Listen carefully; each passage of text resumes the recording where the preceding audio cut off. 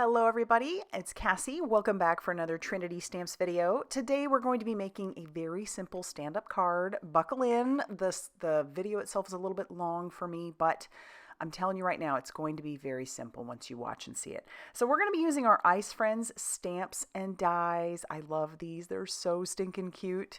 And we're going to pair that up with our Pine Forest background. This is such a cute, whimsical background. I used it a couple times.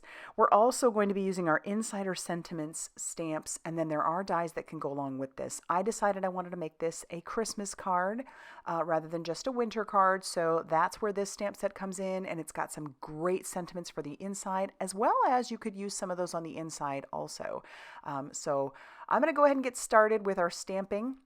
We've got a piece of cardstock that measures 5.5 inches by 8.5 inches, and we are scoring it at 4 1/4. This is going to be one of those like landscape type cards, and it is A2. So I've pulled out our Pine Forest background. I'm going to ink that up with some Simon Hurley Create fake plant ink, and I am going to stamp that background right on the front of our card. So it's all folded. I'm going to just use a piece of paper and rub that all over the front. And then the trick here, because I screwed it up the first time, is to pay attention to how you're doing the next stamping, because we are going to stamp that background one more time. Before we do that, I'm going to ink blend that fake plant all over the edges of the front of our card, just using a blending buddy. I think that just kind of fills in the cracks and makes that background look even better. So here we go. What I'm going to do is I've opened up the card, just going to flip it like so. And then I am going to ink up my background one more time because we want the trees to be on the inside as well. So when you open it up, you see those trees. So just like that, closed up, and that way those trees will be positioned the right way. Like I said, I screwed it up the first time. So whatever, it is what it is. And I didn't get a perfect stamp this time, but that's okay. A lot of that actually will get covered. So once again, bringing in our blending buddy and some more of that fake plant, we're just going to blend that just on the 3 edges there. We don't need that bottom one. I'm going to bring in all of the images, I think all the images, most of them. The only one I didn't do was the extra hockey stick.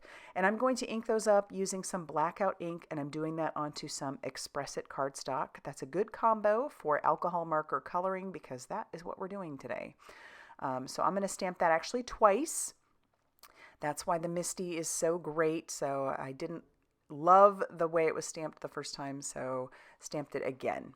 And then we're going to bring in our Olo markers, and we are going to go lightest to darkest. I'm going to actually speed this up. Right now what you see is double time, but I'm going to speed it up to be about 8 times since I am coloring all of those images, and the coloring concepts are basically the same. Like I said, I'm going to go ahead and increase our speed double time. I'm going to do my best to put all the colors up on the screen. And there's actually that fox. Most of the coloring for the fox is not on camera. Again, I know I got a great tip the other day. Someone was like, hey, just mark it on your glass mat where you need your camera to be or where you need your page to be, and then you'll never make that mistake. And I was like, oh, that's a great tip. Well, do you think I've done it yet? Obviously not. So it is a great tip. I just sometimes, like I said, before I get into coloring mode and I'm not quite paying attention to all of those things. So I will bring the fox down when I actually color the fox with the fox colors, the oranges, but I think she looks so cute. And my color combination, I just kind of, for most of those, the bunny and the fox, we stuck with that same color combo, but for our little reindeer, our bear, and our penguin, we're using basically the same colors for those as well. And he's so cute, a little hockey bear. I just love him. And we're going to make him a polar bear, so he's just going to use some light grays, mostly sticking to a lot of the white sticking around in that background for his face and stuff. But yeah, I think they just turned out super cute. And that's what I love about these bigger stamp sets, is just stamping out all the images and seeing how I can use them. And we're going to use all of them but one on the inside.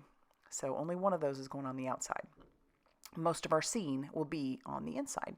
And now I'm going to bring in our matching dies, and then I'm going to tack that down with a little bit of mint tape, and we'll run this through our die cutting machine. Now, I don't know about you, when you come up with ideas for cards or yeah, anything really. If you are a sit down and sketch it out, I am a wake me up at 3 in the morning with an idea. I know it's crazy. Something's going on there. But the idea for this card came at 3 in the morning. And that's not necessarily super conducive for somebody like me. I have so many ideas all the time and not enough time to make all the cards. And I am an avid card maker my time right now has just been so crazy. It will get better probably by mid-year next year. But until then, I am just having to write down my ideas. Like I said, avid card maker. Maybe I should get better at and become more of an avid card sender. I don't know. You tell me down in the description box or the comment section. Are you better at making them than sending them, or is that just me? All right, so I'm going to stamp out the sentiments that I want onto some black sentiment cardstock. This stuff is super smooth and it's great. I used an anti-static powder tool on that, inked up my stamps with some of that juicy embossing ink, and then covered that with a white detail embossing powder, and then I just heat set that with my heat tool. And I'm doing it on the black because I really want that to stand out. But like I said, with this stamp set, there are some dies that you can get along or get with it that will die cut out, and then it also leaves this really cool like embossed frame around it. And you may not be able to see it super great in the video, but hopefully in the pictures at the end you can see that. I just think it's really just a neat way to do these sentiments. So I'm going to just bring in those dies. There's a little heart die that comes in this set. I'm going to die cut that out as well out of some hot pink cardstock. And then I'm going to rub off that anti-static powder tool with my fingers. You could do it with a microfiber cloth as well. I did die cut out a circle. That came from our Clean Cut Layers Circle Set B. I have Set B and A, and they are just, yeah, fabulous. I highly recommend them if you do not have a good circle die set. And just use the pink that was already on my blending buddy, because no, I have one for every color, and I don't claim them. I should, maybe, but I don't. And then we're going to just kind of make a bit of a background for our fox to sit on. I'm bringing in some Crafty Gluefriend to glue down our circle. And then I am going to glue down our sentiment for the outside that I picked. Have yourself a merry little Christmas. And then we'll put the heart right there as well. And then for our fox, to attach him to the front, I'm going to use some adhesive foam strips. These are great. They're double-sided adhesive, and they're nice and thin, so they work really well on smaller dies like this. They also work really well on a lot of the sentiments that Trinity Stamps carries. And I'm just going to use what I need, trim it up where I need to. They also bend really well, so if you just peel off that the release paper on the other side, you can bend these however you need them to bend. So that's also great. I'll peel off the release paper on the back of these, and then I can just stick our little fox down on the front. That isn't going to finish all of what I'm going to do to decorate the front, but for now, we need to move on to the inside. So I've got these 4 pieces of cardstock. These each measure 4 1/4 by 5.5 inches, and I'm going to score them at 1 inch, 2 inch, 3 inches, and 4 inches. This is going to make our little boxes for the inside. Just kind of, like I said, woke up at 3 in the morning thinking about this, and so I had to do it. And so I've scored it, like I said, and then I'm going to bring in some rip and stick tape just on that one edge that's only about 1/4 of an inch. We're going to use some of that rip and stick. Folded it the wrong way, so we got to flip it and fold it the other way if I want that to actually adhere. So we're making little boxes. I'm making 3. 3 is kind of excessive. You really probably only need 2. You could do just 1 if that's what you wanted, but I really wanted this to look like snow on the inside of my card. Just know that with each box that you're going to put on the inside, it will add bulk. So I'm peeling off the release paper on that rip and stick, and then I'm going to just attach this down. And then we have got one of our little boxes. I'll show you one more. But again, it's just the same process for all 3 of these boxes. And that's what makes it so easy. That 4 1/4 by 5.5 inches is the size of an A2 size card front or card panel. So there isn't some crazy measurement that you need. This is just, and again, this works really well for like a landscape type card. So we'll close that up. we've got our 3 little boxes. That's how they're going to fit on the inside. And again, the more boxes you have, the more bulk you're going to have. So keep that in mind for mailing.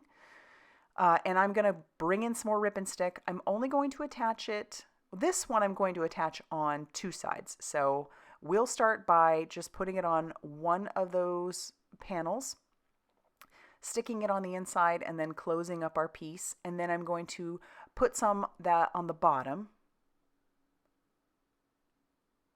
And then I'll peel off that Rip and Stick, and then we can attach that to the bottom of our card. All right, so now I'm going to bring in the other 2 boxes. I'm only going to attach these on the bottom to start. And that'll just make sure that they're placed correctly, and then we can attach them to each other when we need to. But just to put it on the bottom.